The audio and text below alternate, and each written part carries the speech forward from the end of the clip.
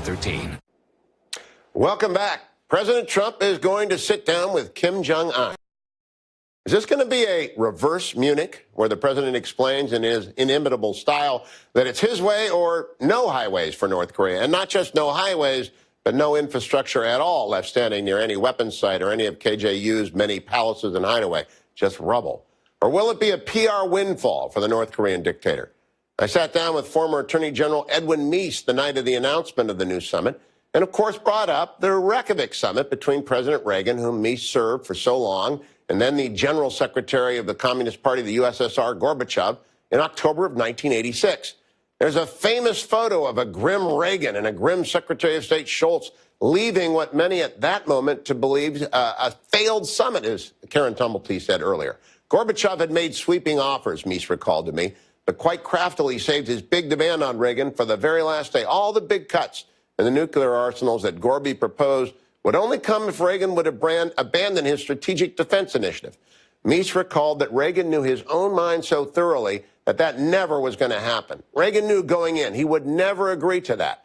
And when Gorby demanded exactly that, SDI, it was over. And collective hand-wringing followed thereafter, even as the USSR slid rapidly towards dissolution.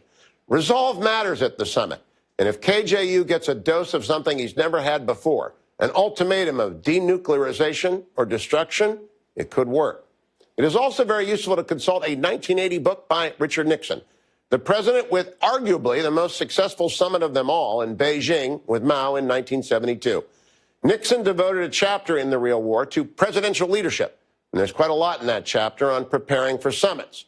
The key admonition in that chapter, quote, "But a president should go to a summit only if the stakes are worth the risks and if the meeting is thoroughly programmed in advance. No American president should go to a summit with an adversary unless he knows what is on the other side of the mountain." Nixon also wrote 10 rules he wished he could have carved into the wall of the Oval Office, the very first one of which is, quote, "Always be prepared to negotiate, but never negotiate without being prepared." All of RN's rules are worth reading, but none more than that first one.